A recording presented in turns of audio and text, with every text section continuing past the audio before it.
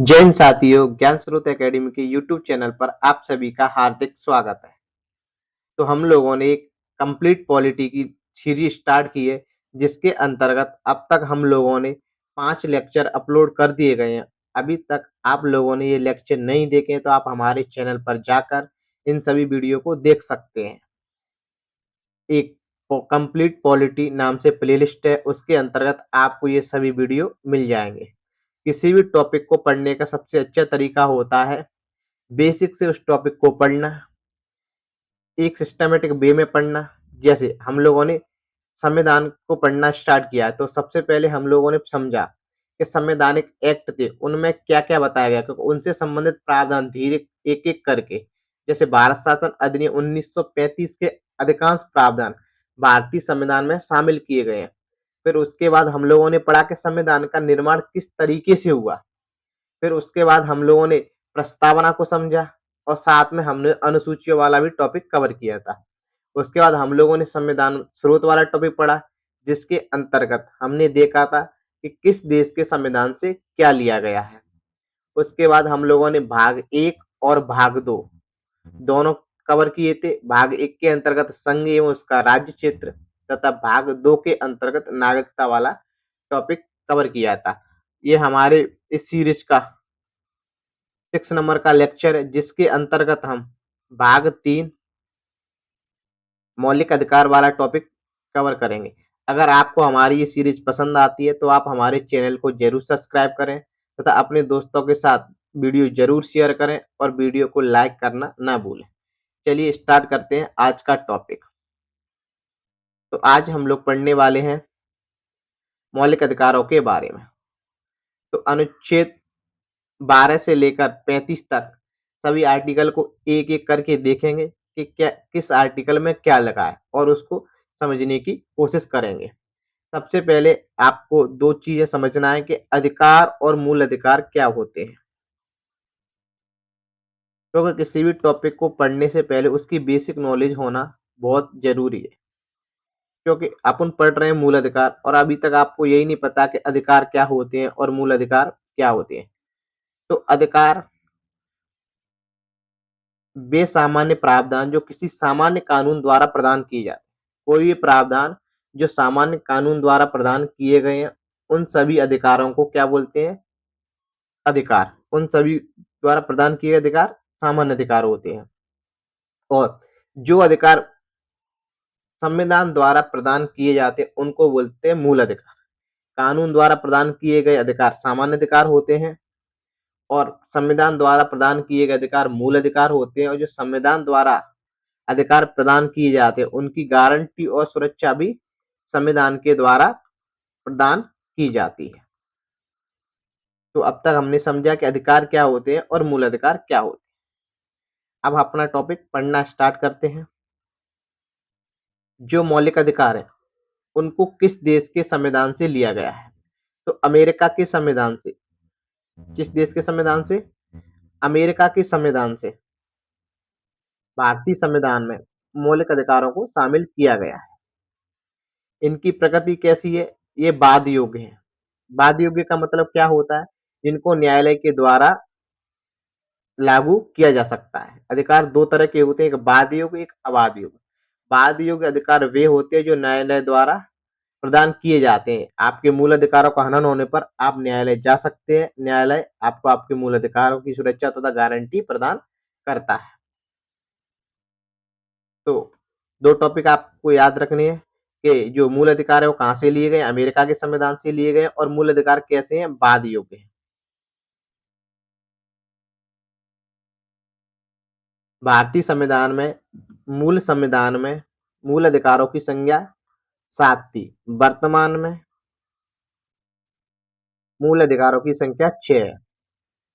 जो एक मूल संवि जो एक मूल अधिकार था, वो क्या था? संपत्ति का अधिकार, जिसको 44वें संविधान संशोधन के माध्यम से मूल अधिकारों की श्रेणी से हटाकर सामान्य कानून बना दिया गया है।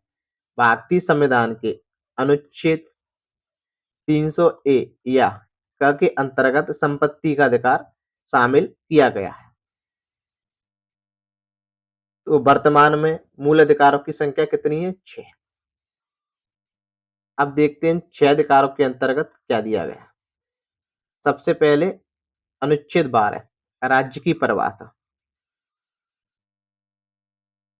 जब हम मूल अधिकार, नीति निर्देशक तत्व वाले टॉपिक कवर करेंगे तो आप वहां देखें बार-बार राज्य शब्द का उल्लेख आएगा। तो मैं आपको बताऊंगा कि राज्य का मतलब वही है जो हमने अनुच्छेद 12 में पढ़ा था। तो अनुच्छेद 12 के अंतर्गत राज्य का क्या अर्थ है?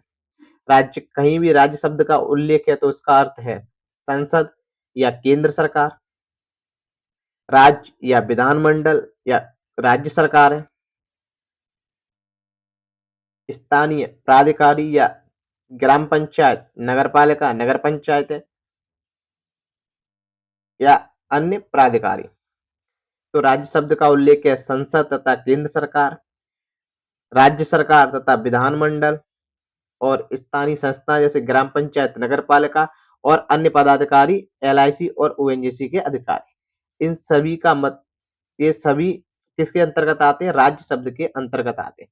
तो राज्य शब्द के अंतर्गत इतने लोग आते हैं।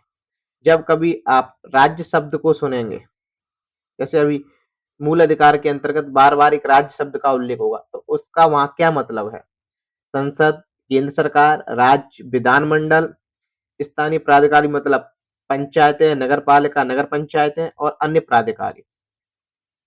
तो राज्य की परिभाषा किस अनुच्छेद के अंतर्गत दी गई? अनुच्छेद 12 के अंतर्गत। अब देखते हैं अपन अनुच्छेद 14 न्यायिक समीक्षा। तो न्यायिक समीक्षा का वर्णन भारतीय संविधान में कहाँ किया गया है? अनुच्छेद 13 के अंतर्गत।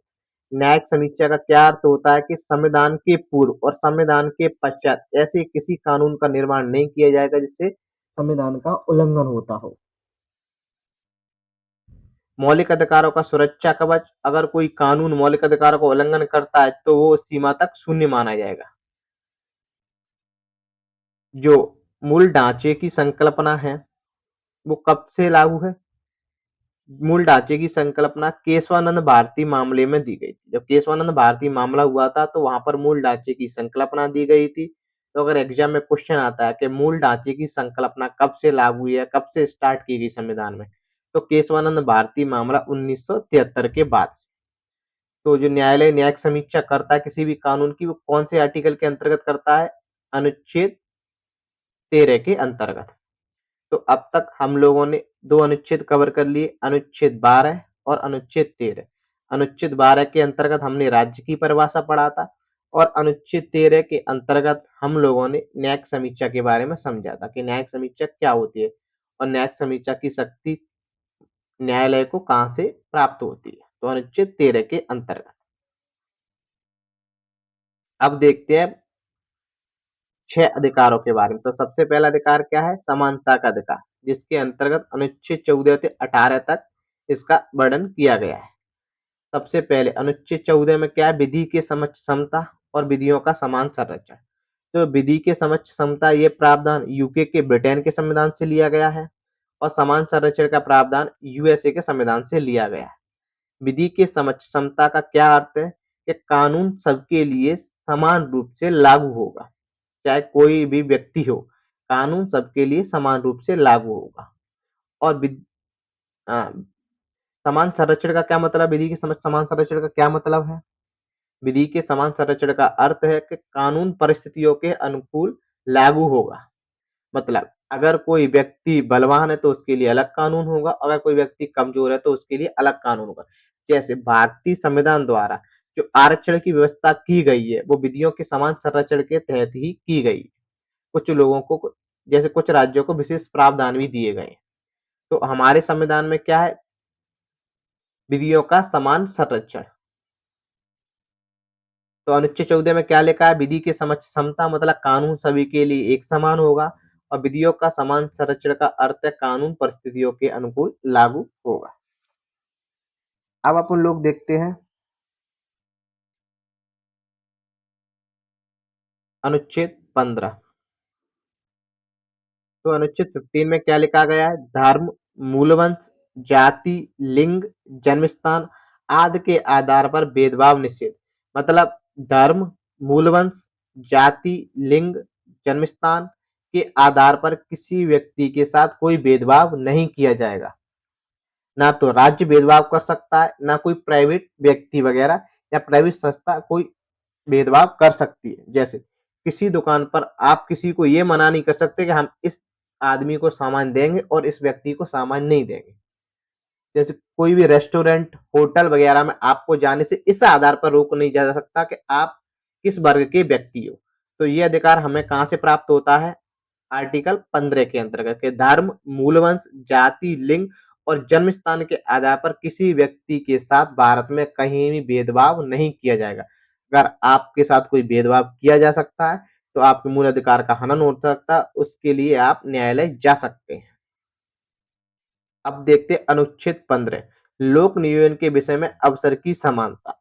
जो हमारा संविधान लोक नियोजन के विषय में अवसर की समानता, तो धर्म, मूलवंश, जाति, लिंग और जन्म स्थान, इसके अलावा निवास स्थान और वंशक्रम के आधार पर भेदभाव नहीं किया जाएगा। यहाँ कितने दिए गए? 5 आधार और यहाँ कितने दिए गए? 7 आधार। 5 ये आधार और इसके अलावा 2 आधार और दिए गए, निवास स्थान और वंशक्रम। इनके आधार पर भी किसी व्यक्ति के साथ कोई भेदभाव नहीं किया जाएगा।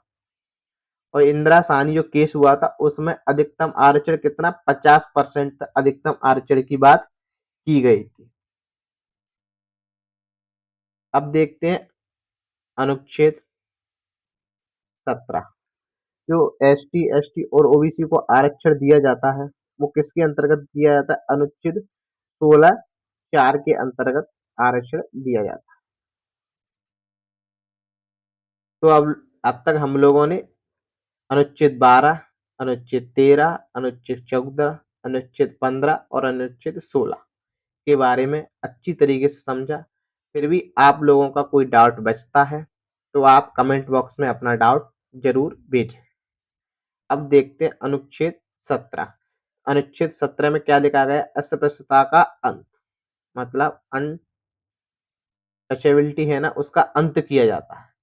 किसी भी व्यक्ति को ऐसा नहीं किया जा सकता कि आप एसटी कैटेगरी को एसटी कैटेगरी से तो हम आपसे नहीं छू सकते। अगर ऐसा कोई छुआछूत का भेदभाव करता है तो आप उसके खिलाफ कंप्लेंट कर सकते हैं। तो अनटचेबिलिटी की जो अंत है वो कौन से आर्टिकल में दिया गया है? अनुच्छेद 17 के अंतर्गत। ये आर्टिकल सबसे ज्यादा बार एग्जाम में पूछा गया है। अनुच्छेद 18। अनुच्छेद 18 क्या बात करता है? उपाधियों का अंत। पहले जैसे महाराजा वगैरह को उपाधि दी जाती, जमींदार है, पटेल है, सरदार है, ये सभी उपाधियों का अंत किया जाता है। केवल शिक्षा और सेना को छोड़कर कोई भी किसी उपाधि को धारण नहीं कर सकता।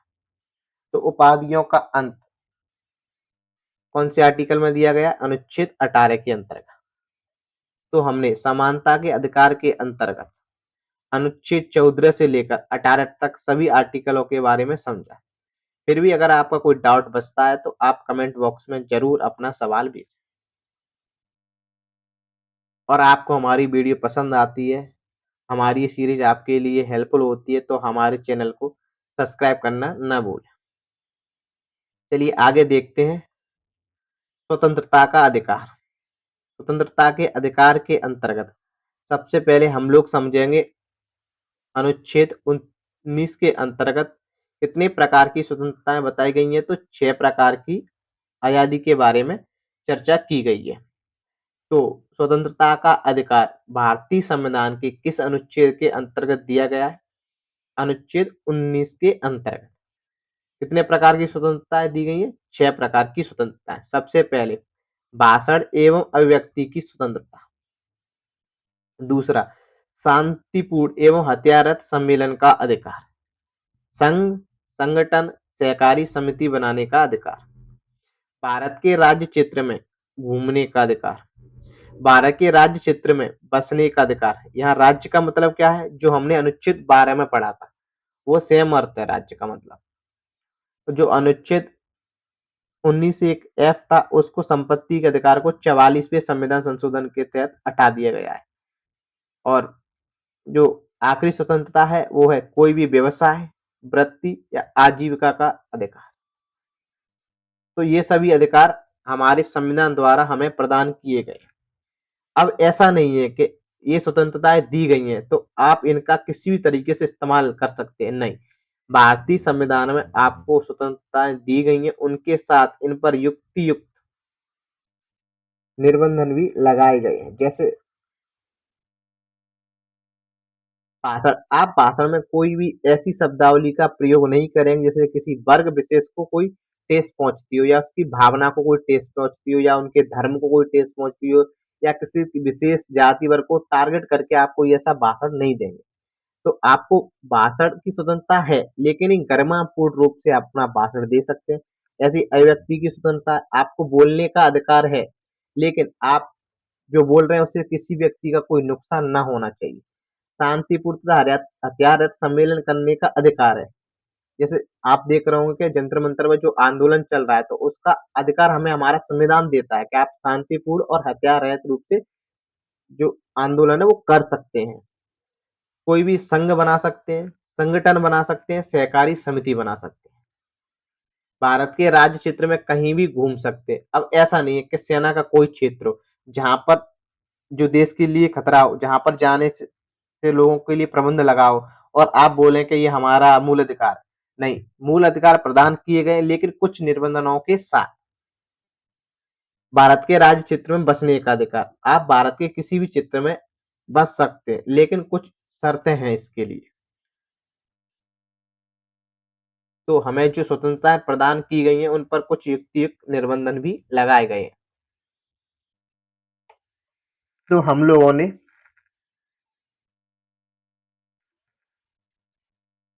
अब तक 6 स्वतंत्रताओं के बारे में पढ़ा था और इन पर युक्तियुक्त निबंधन है उनके बारे में भी चर्चा की थी। अब देखते हैं अगला आर्टिकल। अब पढ़ेंगे अपन अनुच्छेद 20, 21 और 22। अनुच्छेद 20 अपराधों की दोष सिद्धि के संरक्षण में चर्चा करता है। अपराधों की दोष सिद्धि का क्या अर्थ है? अपराधों की दोष सिद्धि का अर्थ है कि आपको एक अपराध की एक सजा दी जाए।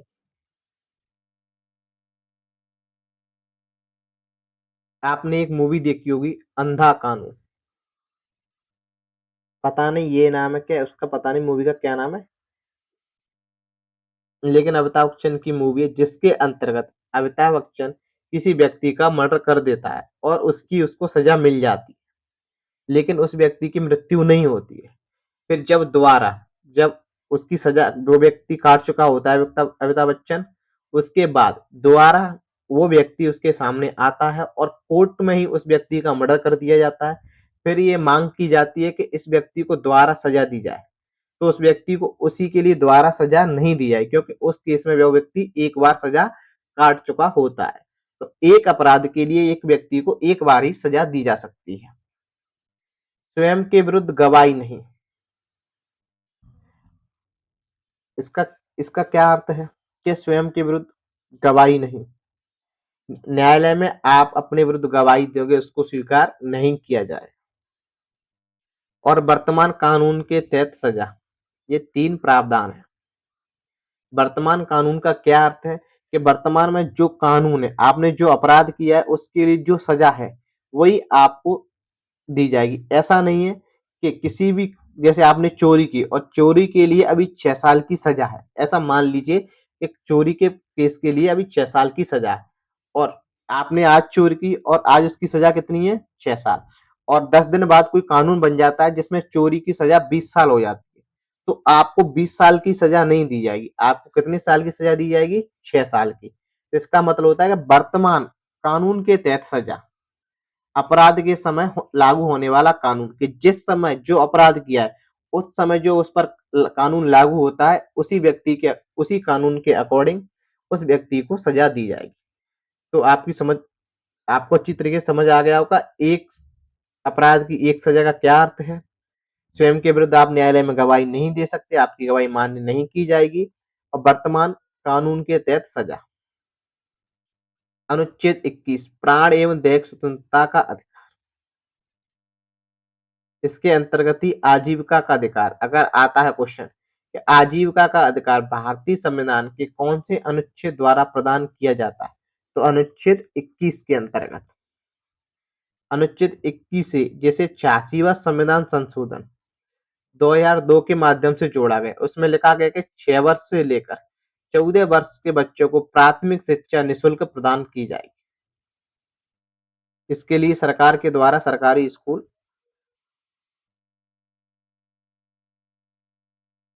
जो चल रहे हैं वो इसी के लिए कि 6 वर्ष से लेकर 14 वर्ष के जो बच्चे उनको प्राथमिक शिक्षा बिल्कुल निःशुल्क प्रदान की जाएगी। आपको शिक्षा का अधिकार हमारे संविधान द्वारा प्रदान किया गया है और मूल अधिकार है।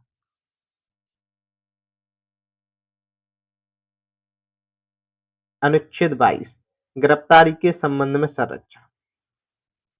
तो अनुच्छेद 20 और अनुच्छेद 22 इन दोनों आर्टिकल में सबसे ज्यादा कंफ्यूजन होना है। तो आपको ध्यान रखना है कि सबसे पहले क्या होता है अपराध, उसके बाद क्या मिलती है उससे गिरफ्तारी होती है, सजा मिलती है। तो सबसे पहले क्या होता है अपराध, उसके बाद क्या होती है गिरफ्तारी। तो अपराध किस आर्टिकल में, अनुच्छेद 20 के अंतर्गत, और गिरफ्तारी के बारे में संरक्षण कौन से आर्टिकल में दिया गया है, अनुच्छेद 22 के अंतर्गत। तो आप इस तरीके से याद करेंगे तो कभी नहीं भूलें कि सबसे पहले क्या होता है अपराध, उसके बाद आपकी गिरफ्तारी की जाती है। तो अपराधों के संबंध में जो संरक्षण है वो अनुच्छेद 20 के अंतर्गत दिया गया है, और गिरफ्तारी के संबंध में जो संरक्षण है वो अनुच्छेद 22 के अंतर्गत दिया गया है। अनुच्छेद 22 के अंतर्गत गिरफ्तारी के संबंध में क्या संरक्षण दिया गया है कि अगर कोई पुलिस वाला अगर आपको गिरफ्तार करता है तो हिरासत में लेने से पहले उसको कारण बताना होगा कि आपको किस जुर्म में अंदर किया जा रहा है। जैसे कभी आपके यहाँ पुलिस आई और आपको पकड़ लिया, तो आपको ये जानने का अधिकार है कि हमें किस केस के अंतर्गत अरेस्ट किया जा रहा है, या आपके घर वालों या आपके सगे संबंधियों सभी को ये जानने का अधिकार है कि हमारे व्यक्ति को किस अपराध के लिए या किस जो अपराध किया उसके लिए अरेस्ट किया जा रहा है। तो इसके संबंध में जो आपका मूल अधिकार है या हिरासत में लेने का कारण बताना होगा, ये अधिकार आपको कौन से आर्टिकल के द्वारा प्रदान किया जाता है, अनुच्छेद 22 के अंतर्गत। तो गिरफ्तारी के संबंध में सबसे पहला जो प्रावधान वो पड़ा, उसके बाद 24 घंटे के अंदर दंडाधिकारी के समक्ष पेश, मतलब आपकी गिरफ्तारी के बाद 24 घंटे में आपको न्यायालय में पेश करना होता है। इसमें न्यायालय की जो अवकाश है वो काउंट नहीं किए जाए। तो आपने देखा होगा कि अधिकांश बार शुक्रवार को कई लोगों को गिरफ्तार किया जाता है, क्योंकि 2 दिन कोर्ट बंद रहता है, जैसे शनिवार और रविवार। तो फिर आप उसमें ये नहीं बोल सकते कि 24 घंटे वाले हमारे मूल अधिकार का हनन हुआ। इसमें अवकाश को काउंट नहीं किया जाएगा। अगर कोई अवकाश नहीं है तो 24 घंटे के अंदर हिरासत में लेने के बाद किसी भी न्यायालय में आपको पेश किया जाएगा। उसके बाद जो तीसरे नंबर का अधिकार है, मनपसंद का वकील करने का अधिकार। आप अपनी पसंद का कोई भी वकील कर सकते हैं और उस वकील से सलाह ले सकते हैं। आपने देखा होगा फिल्मों में कि किसी भी जब बड़े व्यक्ति को गिरफ्तार कर लिया जाता है तो उसका व्यक्ति उससे मिलने थाने या जेल के अंतर्गत आता है। तो ये अधिकार कौन से आर्टिकल में दिया गया है, अनुच्छेद 22 के अंतर्गत। तो अब तक हमने अनुच्छेद 22 तक सभी आर्टिकलों को अच्छी तरह से समझ लिया है। अब देखते हैं शोषण के विरुद्ध अधिकार। जो शोषण के विरुद्ध अधिकार है उसके संबंध में 2 आर्टिकल है, अनुच्छेद 13 और अनुच्छेद 23, सॉरी, अनुच्छेद 23 और अनुच्छेद 24। अनुच्छेद 23 में क्या लिखा गया है, मानव दुर्व्यापार, बेगार मानव दुर्व्यापार, बेगार एवं बलात् श्रम का प्रतिषेध। मतलब मानव का दुर्व्यापार नहीं किया जाएगा, बेगार या बलात् श्रम का प्रतिषेध है। मतलब अगर आपने किसी के यहाँ मजदूरी की है, श्रम किया है और आपको उसका पैसा नहीं मिलता है, तो आप उसके खिलाफ कंप्लेंट कर सकते हैं। तो किसी भी व्यक्ति से बेकार बलात् श्रम का प्रतिषेध है। इसका अधिकार हमारा मूल अधिकार है। और कौन-सा अनुच्छेद देता है? अनुच्छेद 23। अनुच्छेद 24 में क्या लिखा गया है? कारखानों और खदानों में 14 वर्ष से कम के बच्चों का नियोजन प्रतिषेध है। मतलब 14 वर्ष से कम बच्चे हैं, वो किसी कारखाने या खदानों में काम नहीं करें। जैसे कई बार आपने देखा होगा किसी होटलों में 10 या 12 साल के बच्चे कार्य कर रहे हैं, लेकिन अगर कोई उनके खिलाफ कंप्लेंट कर दे तो उन पर उसकी सजा हो सकती है, क्योंकि ये उन बच्चों का मूल अधिकार है कि 14 वर्ष से पहले किसी भी कारखाने, खदानों या ऐसी जगह सार्वजनिक जगहों पर जहाँ मेहनत का कार्य रहता है, उनकी जान को खतरा है, वहां पर वो व्यक्ति कार्य नहीं कर सकते। 14 वर्ष से कम उम्र का कोई व्यक्ति कोई कार्य कर रहा है और जिसकी दुकान या होटल वगैरह में कार्य कर रहा है, तो आप उसके खिलाफ कंप्लेंट करना चाहें तो कर सकते हैं, क्योंकि ये उस बच्चे का मूल अधिकार है और उसको उसके बारे में जानकारी नहीं है। तो जो बच्चों के जो काम करने पर निषेध है, वो कौन से आर्टिकल के अंतर्गत दिया गया है? अनुच्छेद 24 के अंतर्गत। अब देखते हैं धार्मिक स्वतंत्रता का अधिकार। जो धार्मिक स्वतंत्रता के अधिकार हैं, वो अनुच्छेद 25 से लेकर 28 तक प्रदान किए गए। तो अनुच्छेद 25 में लिखा गया अंतःकरण की स्वतंत्रता, मानने या आचरण करने की स्वतंत्रता। आपको आपके धर्म को मानने की स्वतंत्रता है। आप कौन सा धर्म मानते हो या कौन से धर्म की पूजा करते हो, इसके बारे में जो अधिकार है वो हमारा मूल अधिकार है। और ये मूल अधिकार कौन से अनुच्छेद के द्वारा हमें प्रदान किया जाता है? अनुच्छेद 25 के अंतर्गत। उसके बाद अनुच्छेद 26 धार्मिक कार्यों में प्रबंधन की स्वतंत्रता। आपके जो धार्मिक वगैरह उसके कार्यों के प्रबंधन के लिए ट्रस्ट वगैरह बना सकते हैं। जैसे आपने देखा होगा कि कोई मंदिर है तो कोई उसकी देख रेख कर सकता है। इसके लिए जो प्रावधान है वो कहाँ दिया गया? अनुच्छेद 26 के अंदर। धर्म की अभिवृद्धि के लिए कर न देने की स्वतंत्रता। अगर कोई व्यक्ति बोलता है, मान लो कि हमें हिंदू धर्म को बढ़ावा देना है, उसके लिए सरकार आप पर टैक्स नहीं लगा सकती। तो किसी भी धर्म की अभिवृद्धि के लिए, मतलब किसी धर्म को बढ़ावा देने के लिए आपसे किसी प्रकार का कोई टैक्स नहीं लिया जा सकता। और आखिरी आर्टिकल है अनुच्छेद 28 सरकारी शिक्षण संस्थानों में धार्मिक शिक्षा का निषेध। किसी भी सरकारी स्कूल में धार्मिक आधार पर शिक्षा नहीं दी जाएगी। जैसे सरकारी स्कूल में ये नहीं बोला जा सकता कि ये हिंदू है, ये ईसाई है, तो इस बच्चे को हम शिक्षा नहीं देंगे, क्योंकि हमारे यहाँ तो केवल हिंदू बच्चों को शिक्षा दी जा सकती है। नहीं, इसकी मनाही कौन से आर्टिकल में दी की गई है? सरकारी शिक्षण संस्थानों में धार्मिक शिक्षा का निषेध। जो सरकारी शिक्षण संस्थान है वहां पर धार्मिक शिक्षा नहीं दी जा सकती। तो अब तक हमने अनुच्छेद 28 तक पढ़ लिए हैं। आपको ये भी याद रखना है कि शोषण के विरुद्ध अधिकार कौन से आर्टिकल में दिया गया है। धार्मिक स्वतंत्रता का जो अधिकार है वो कौन से आर्टिकल में दिया गया है, मतलब कहाँ से कहाँ तक दिया गया और उन आर्टिकलों के बारे में क्या लिखा गया है। आपका कोई भी डाउट बचता है तो आप कमेंट बॉक्स में अपना प्रश्न जरूर पूछें। और आपको हमारी वीडियो अच्छी लगती है तो हमारे चैनल को जरूर सब्सक्राइब करें, क्योंकि हम आपको अच्छा कंटेंट फ्री में प्रोवाइड करा रहे हैं। आपका क्वेश्चन सॉल्व नहीं होता है या आपको कहीं प्रॉब्लम आती है तो आप कमेंट बॉक्स में अपना सवाल पूछें, हम आपका उसी समय या जब भी हमें टाइम मिलेगा आपके प्रश्न का जरूर उत्तर दिया जाएगा। तो बस आप हमारे इस चैनल को ज़्यादा से ज़्यादा लोगों के साथ शेयर करें, क्योंकि जैसे ही हमारे चैनल पर 1 या सब्सक्राइब होते हैं, वैसे ही हम आधुनिक भारत की एक सीरीज स्टार्ट करेंगे। जिस तरीके से हम लोग जो कंप्लीट पॉलिटी की सीरीज चला रहे हैं, उसी तरीके से कंप्लीट आधुनिक भारत की भी सीरीज स्टार्ट कर देंगे, जिसके अंतर्गत आपको आधुनिक भारत इसी तरीके से एकदम बेसिक से लेकर एडवांस लेवल तक हर टॉपिक को क्रम रूप में पढ़ाया जाएगा। चलिए अब देखते हैं संस्कृति एवं शिक्षा का अधिकार। तो संस्कृति शिक्षा का अधिकार में कौन कौन से आर्टिकल आते हैं? अनुच्छेद 29 और अनुच्छेद 30। अनुच्छेद 29 में क्या लिखा गया है? भाषा, लिपि एवं संस्कृति को बनाए रखने का अधिकार।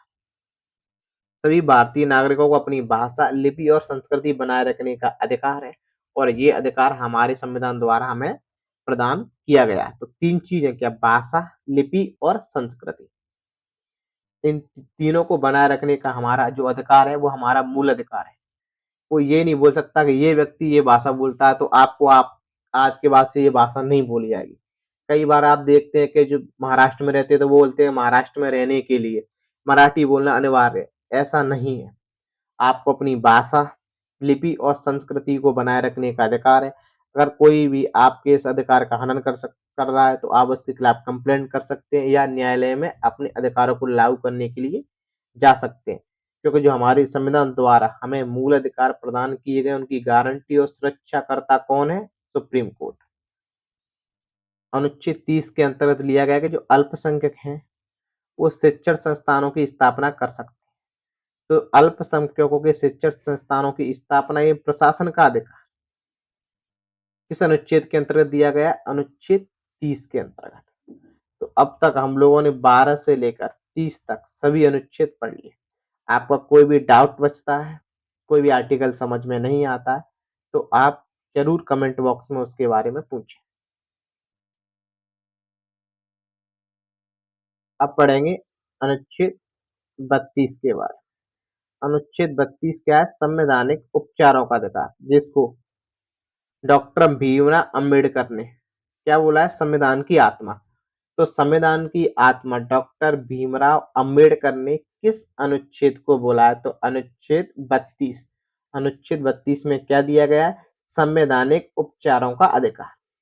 अब समझते हैं रिट जो अनुच्छेद 32 के अंतर्गत दी गई।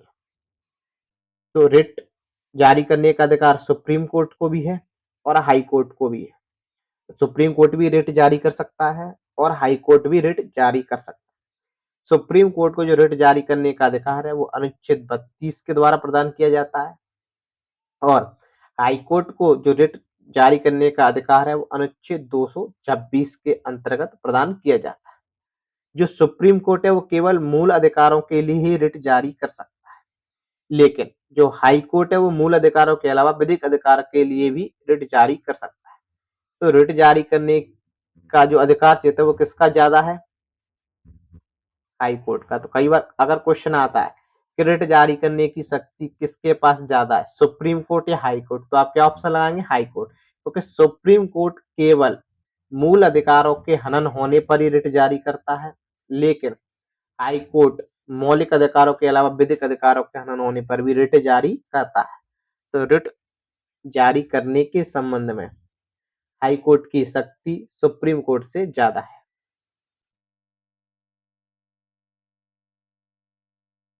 अब कितने प्रकार की रिट के बारे में पढ़े अपन? 5 प्रकार की रिट। 5 प्रकार की रिट है वो कौन से अनुच्छेद में बताई गई है? अनुच्छेद 32 के अंतर्गत।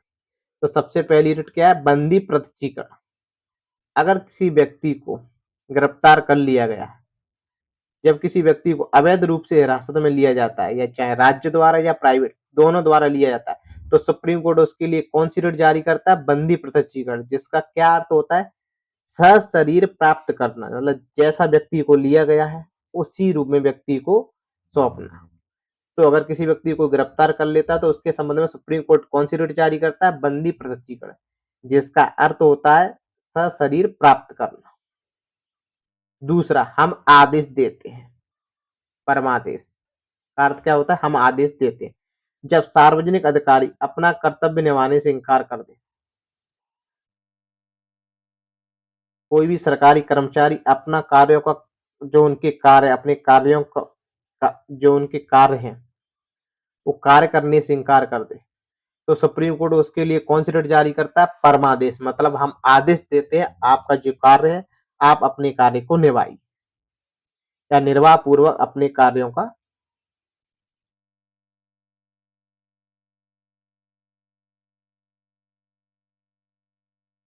सबसे पहले हमने पढ़ा बंदी प्रत्यक्षीकरण।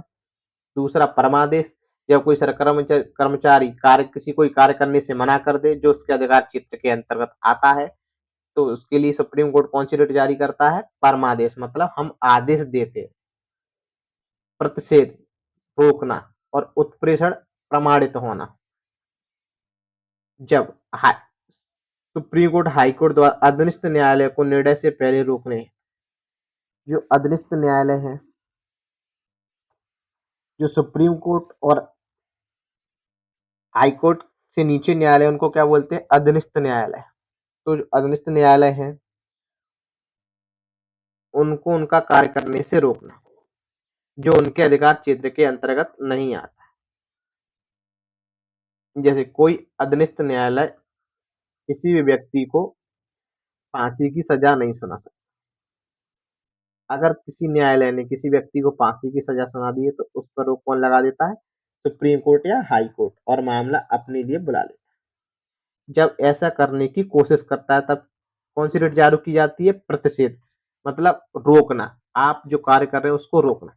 जब ये कार्य कर दिया जाता है तब कौन सी रिट जारी की जाती है? मतलब जब निर्णय दे रहा होता है या निर्णय नहीं दिया होता है उससे पहले रोकने के लिए कौन सी रिट जारी की जाती है? प्रतिषेध, मतलब रोकना। जब निर्णय दे दिया जाता है उसके बाद कौन सी रिट जारी की जाती है? उत्प्रेषण, अधीनस्थ न्यायालय का फैसला रद्द कर मामले को अपने पास मंगवाने का निर्णय। तो प्रतिषेध का मतलब होता है कि कोई अधीनस्थ न्यायालय अपने अधिकार क्षेत्र से बाहर जाकर कोई भी निर्णय देने की कोशिश कर रहा है तो उसको वहीं पर रोकना। अगर कोई निर्णय दे दिया है तो उसके बाद प्रतिषेध रिट लागू नहीं की जा सकती। फिर उसके बाद कौन सी रिट जारी की जाती है? उत्प्रेषण। जब निर्णय नहीं दिया है तो उससे पहले प्रतिषेध, और जब निर्णय दे दिया है तो उसके बाद उत्प्रेषण। तो आपको कंफ्यूजन नहीं होना कि प्रतिषेध और उत्प्रेषण का क्या अर्थ है। प्रतिषेध का मतलब होता है रोकना, जब निर्णय नहीं दिया गया है। आप कब रोक सकते? किसी व्यक्ति को कोई भी कार्य करने से कब पहले रोक सकते हैं? तो उसने उसका निर्णय ही नहीं किया है। अगर कोई कार्य कर दिया है तो उसके बाद कौन सी रिट जारी की जाएगी? उत्प्रेषण। सबसे आखिरी रिट, अधिकार परीक्षा। आपका प्राधिकार क्या है? जब कोई व्यक्ति अवैध रूप से सार्वजनिक पद धारण करे, जैसे आपने घोटालों के बारे में सुना होगा, ठीक है? तो कोई भी व्यक्ति, सुप्रीम कोर्ट किसी भी व्यक्ति से पूछ सकता है कि आपका इस पद पर क्या अधिकार है, मतलब आप इस पद पर क्यों बैठे हो।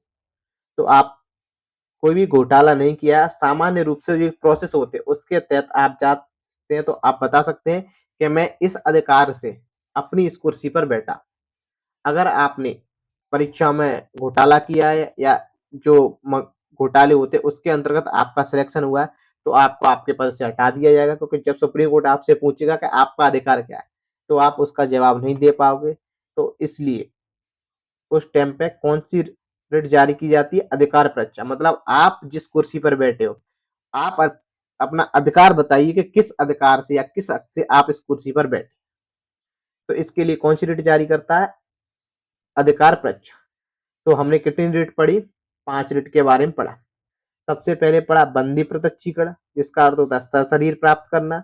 दूसरा, परमादेश, हम आदेश देते हैं। तीसरा, प्रतिषेध, रोकना। चौथा, उत्प्रेषण या प्रमाणित होना। पांचवा, अधिकार परीक्षा, आपका क्या प्राधिकार है। अगर फिर भी आपका कोई डाउट बचता है तो आप कमेंट बॉक्स में जरूर अपना डाउट पूछिए। और आपको हमारी वीडियो अच्छी लगती है तो हमारे चैनल को सब्सक्राइब करना तथा शेयर करना ना भूलें। अब कुछ अन्य अधिकार या शक्तियां हैं उनके बारे में पढ़ते हैं। अनुच्छेद 33 में क्या लिखा है? सुरक्षा, पुलिस, सेना, खुफिया एजेंसियों के मौलिक अधिकारों को सीमित करने की शक्ति किसके पास होती है? संसद के पास। कोई भी पुलिस वाला,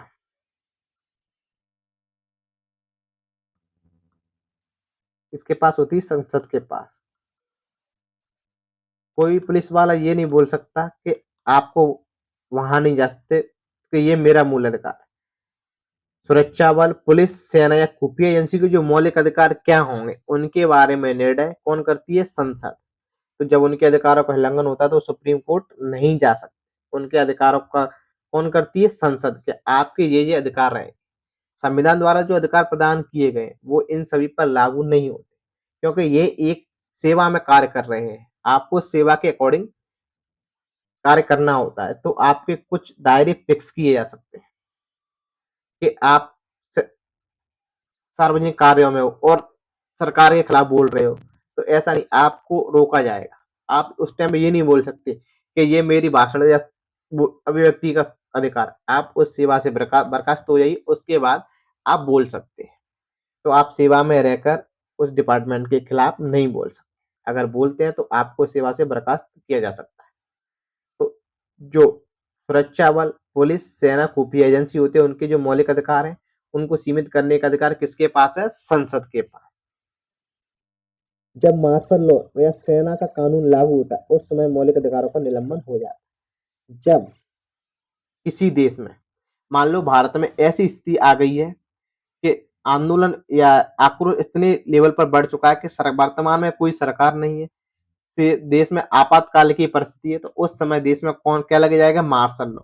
जब सेना का कानून लग जाएगा तो उस समय आपके मूल अधिकारों का हनन हो जाएगा। आप सुप्रीम कोर्ट में ये जाकर नहीं बोल सकते हमारे मूल अधिकारों का हनन हुआ है या सेना द्वारा हमारे अधिकारों का हनन किया जा रहा है, हमारे अधिकार प्रदान किए जाए।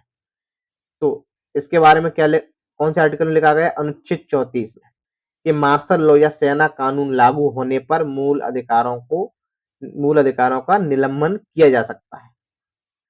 और अनुच्छेद 35 में क्या दिया गया है? मौलिक अधिकारों को प्रभावी बनाने के लिए कानून बनाने की शक्ति किसके पास है? संसद के पास। मूल अधिकारों से संबंधित कोई भी कानून बनाना है तो उसकी शक्ति किसके पास है? संसद के पास, न कि राज्य विधानमंडल के पास। तो इसके बारे में कौन से आर्टिकल में दी गई कि मूल अधिकार पर कानून बनाने की शक्ति संसद के पास है? किस अनुच्छेद के तहत उसको दी गई है? अनुच्छेद 35 के अंतर्गत। तो हम लोगों ने अनुच्छेद 12 से लेकर 35 तक सभी अनुच्छेदों के बारे में पढ़ा, सभी को अच्छी तरह समझा। फिर भी अगर आप लोगों का कोई डाउट बचता है तो आप कमेंट बॉक्स में जरूर अपना डाउट पूछ के जाएं। लास्ट स्लाइड, इसमें एक क्वेश्चन आता है कि कौन कौन से अधिकार हैं जो भारतीय नागरिकों को प्राप्त, मतलब विदेशी नागरिकों को प्राप्त नहीं। तो अनुच्छेद 15, अनुच्छेद 16, अनुच्छेद 19, 29 और 30, ये अधिकार विदेशी नागरिकों को प्राप्त नहीं है। ये अधिकार किसको है? केवल भारतीय नागरिकों को प्राप्त।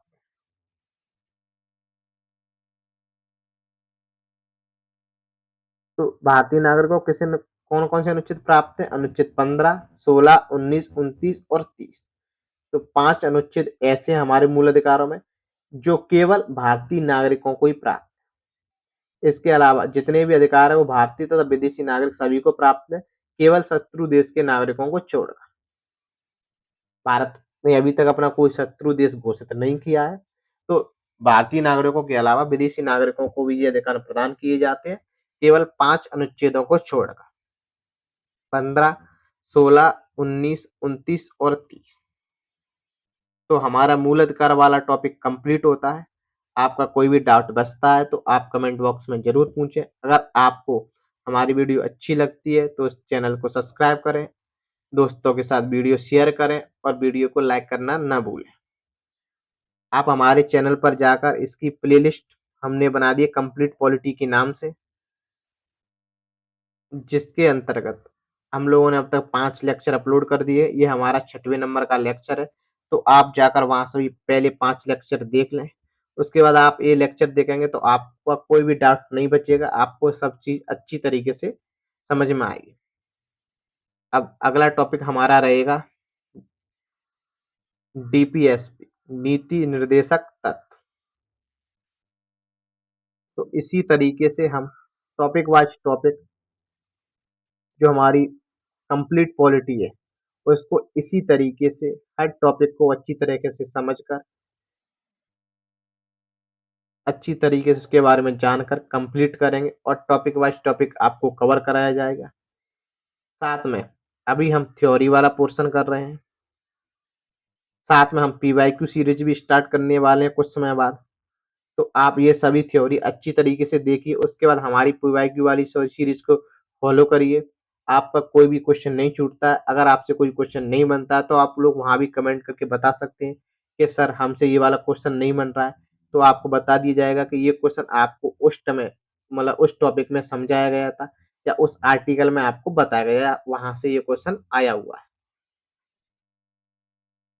मिलते हैं अगली वीडियो में, तब तक के लिए जय हिंद, जय भारत।